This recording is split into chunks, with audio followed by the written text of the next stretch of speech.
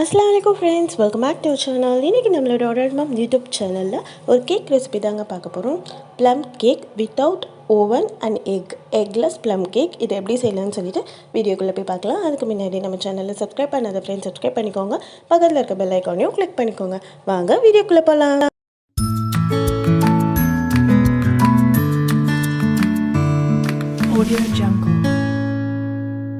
Cake பண்ண start பண்ணிக்கலாம். அதுக்காக ஸ்டவ் ஆன் பண்ணி ஸ்டவ்வில் ஒரு பேன் வச்சு அதில் 100 கிராம் அளவுக்கு சர்க்கரை சேர்த்துருக்கேன். சர்க்கரை தண்ணி எதுவுமே சேர்க்காம டைரெக்டாக பேனில் சேர்த்துருக்கேன். இதை நல்லா மெல்ட் பண்ணிக்கணும். நம்ம லோ ஃப்ளேமில் தான் இருக்கணும். ஃபுல் அண்ட் ஃபுல் பக்கத்துலேயே இருந்து கிளறி கொடுத்துட்டே இருக்கணும். கொஞ்சமாக ஹையாக இருந்தால் கூட சர்க்கரை உடனே கரிஞ்சு போயிடும். கொஞ்சம் கொஞ்சமாக இழகி நல்லா ஒரு தேன் கன்சிஸ்டன்சி வரும்.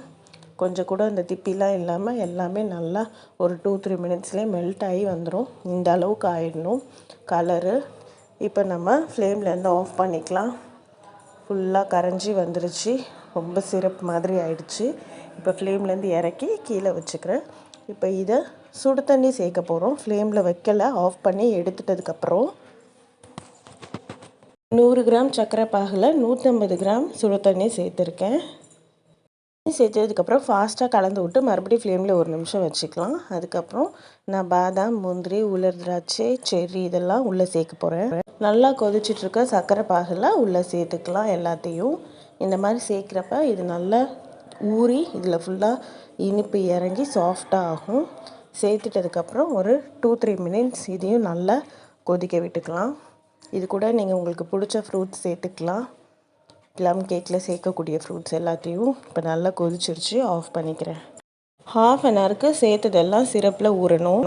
ஊறுற டைமில் மாவு ரெடி பண்ணிக்கலாம். 200 ml காய்ச்சின பால் எடுத்து வச்சுருக்கேன். அது கூட 100 ml சர்க்கரை போட்டுக்கிறேன்.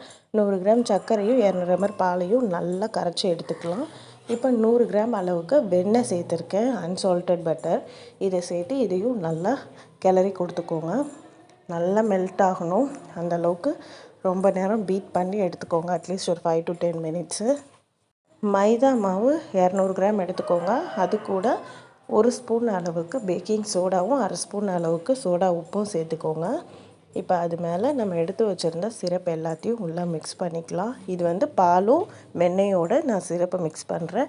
இப்போ இதெல்லாம் நல்லா கலக்கி வச்சுக்கோங்க. தனியாக வேறு பவுலில் தான் நம்ம மைதாவும் பேக்கிங் சோடாலாம் போட்டு வச்சுருக்கோம். இப்போ இதை நல்லா மிக்ஸ் பண்ணிட்டதுக்கப்புறம் நம்ம எடுத்து வச்சுருந்தா மைதா மாவை கொஞ்சம் கொஞ்சமாக உள்ளே சேர்த்து நல்லா கட்டி இல்லாமல் கிளறி எடுத்துக்கலாம். கொஞ்சம் கூட கட்டி இருக்கக்கூடாது, கேக்காக நல்லா வராது. இல்லாட்டி மொத்தமாகவே சேர்த்து இந்த அளவுக்கு நல்லா கரைச்சி எடுத்துக்கலாம். கலர் பாருங்கள், சாக்லேட் பவுடர் சேர்க்காமே எவ்வளோ நல்லா இருக்குதுன்னு சொல்லிட்டு ஒரு பிஞ்ச் அளவுக்கு சால்ட் ஆட் பண்ணிக்கிட்டேன். இன்னும் நல்லா அடிச்சுக்கலாம். கேக் பண்ணுறதுக்கு நான் ஒரு பெரிய டிஃபன் பாக்ஸ் எடுத்துக்கிட்டேன். அது ஃபுல்லாக நெய் தடவி மேலே கொஞ்சம் மைதாவையும் தூற்றி விட்டுக்கிட்டேன் ஒட்டாமல் வரத்துக்கு. இப்போ நம்ம செஞ்சு வச்சுருந்த கேக் மாவை அதுக்குள்ளே ஊற்றிக்கலாம். இந்த இடத்துல நான் ஒரு பெரிய மிஸ்டேக் பண்ணியிருக்கேன். அதை நீங்கள் பண்ணிட வேணான்னு தான் இந்த வீடியோ நான் போடுறேனே. நான் ஃபுல் அண்ட் ஃபுல் மாவு ஊற்றிட்டேன், டின் ஃபுல்லாகவே. அந்த மாதிரி நீங்கள் ஊற்றாமல் ஒரு 2 இன்ச் உள்ள கேப் இருக்கிற மாதிரி ஊற்றணும். அப்படி ஊற்றாததுனால எனக்கு கேக் ரொம்ப பொங்கி வந்துச்சு. மேலே இன்னும் கொஞ்சம் பாதாமை தூற்றிக்கிட்டேன். நீங்கள் 2 இன்ச்சு உள்ளே இருக்கிற மாதிரி பார்த்துக்கோங்க, கேப் இருக்கணும். கேக் டின்னில் மாவு ஊற்றிட்டப்புறம் ஸ்டவ் ஆன் பண்ணி குக்கர் வச்சு குக்கரில் ஒரு 1/2 செம்பு தண்ணி சேர்த்து ஸ்டாண்ட் போட்டிருக்கேன். இப்போ கேக் டின்னை உள்ளே இறக்கி ஒரு 45 மினிட்ஸ்க்கு இதை மீடியம் ஃப்ளேமில் வேக வைக்க போகிறோம். 45 மினிட்ஸ் ஆகிடுச்சு. ஃப்ளேம் ஆஃப் பண்ணிவிட்டு நான் ஓப்பன் பண்ணி பார்க்குறப்ப கேக் நல்லா உப்பி வந்துருந்துச்சு. சரியாக வெந்துருச்சான்னு பார்க்குறதுக்கு கத்தியை உள்ளே விட்டு பார்த்தேன். கொஞ்சம் கூட ஒட்டாமல் வந்துச்சு. சூப்பரான கேக்காக தான் ரெடி ஆகிருக்கு. பட் அன்ஃபார்ச்சுனேட்லி நான் கொஞ்சம் பெரிய டின்னில் வைக்காததுனால அதுக்கு ஸ்பேஸ் இல்லாமல் உப்பி விரிவாக வந்துருச்சு. அதுக்காக தான் நான் முன்னாடியே சொல்லியிருந்தேன். ஒரு 1/2 அன் ஹவருக்கு கேக்கை வெளியவே வச்சுட்டு சைடில் கத்தியை விட்டு ஓரத்தை ஃபுல்லாக எடுத்து விட்டுட்டு நம்ம கவுத்தி எப்படி வந்திருக்குன்னு பார்க்கலாம். பாருங்கள், நல்லா வெந்திருக்கு. இடம் இல்லாமல் ஓவர்ஃப்ளோ ஆகி விரிவு கொடுத்துருச்சு. இப்போ கவுத்திட்டேன், எடுத்து பார்க்குறேன். சூப்பராக இருந்துச்சுங்க. டேஸ்டெல்லாம் எடுத்து பார்த்தாச்சு. நல்லா வெந்து வந்திருக்கு, சாஃப்டாக இருந்தது. இப்போ அந்த சைடாக திருப்பியாச்சு.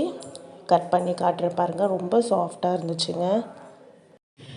ஓவன் இல்லாமல் எக்லெஸ் ப்ளம் கேக் எப்படி வீட்டில் செய்யலான்னு பார்த்துருப்பீங்க. மிஸ்டேக் இல்லாமல் எப்படி செய்யலான்னு பார்த்துருப்பீங்க. இந்த ஓவர்ஃப்ளோ மிஸ்டேக்னால இந்த வீடியோவை அப்லோட் பண்ணலாமா வேணாமான்னு பல முறை யோசித்து தான் அப்லோட் பண்ணேன். பிகாஸ் இந்த மிஸ்டேக்கோடு சேர்த்து காட்டினா இந்த தப்பை வியூவர்ஸ் பண்ணாமல் பண்ணுவாங்க அப்படின்றதுக்காக தான். அதிகமாக பொங்கி வராமல் இருக்கிறதுக்கு நம்ம கேக் மாவு ஃபில் பண்ணுறப்ப 2 இன்ச் கேப் மட்டும் கொடுத்து இந்த கேக்கை பண்ணி சாப்பிடுங்க. மிச்சம் எல்லாமே நான் சொன்ன மாதிரியே ஃபாலோ பண்ணிங்கன்னா வீட்டிலேயே சூப்பரான கேக் ரெடி ஆகிடுங்க. நம்ம சூப்பராக merry Christmas and happy new year சொல்லி இந்த கேக்கை சாப்பிட்லாம். ஓகே ஃப்ரெண்ட்ஸ், இந்த வீடியோ உங்களுக்கு ஃபுல்லாக பிடிச்சிருக்கும்னு நினைக்கிறேன். பிடிச்சிருந்தா நம்ம வீடியோக்கு ஒரு லைக் பண்ணுங்கள், ஃப்ரெண்ட்ஸ் அண்ட் ரிலேட்டிவ்க்கும் ஷேர் பண்ணுங்கள். அண்ட் அட்வான்ஸ் கிறிஸ்மஸ் வாழ்த்துக்கள், நியூ இயர் வாழ்த்துக்கள். இன்னொரு வீடியோவில் உங்களை மீட் பண்ணுறேன். அண்ட் தென் பை ஃப்ரம் ஹரர் மேம். பை.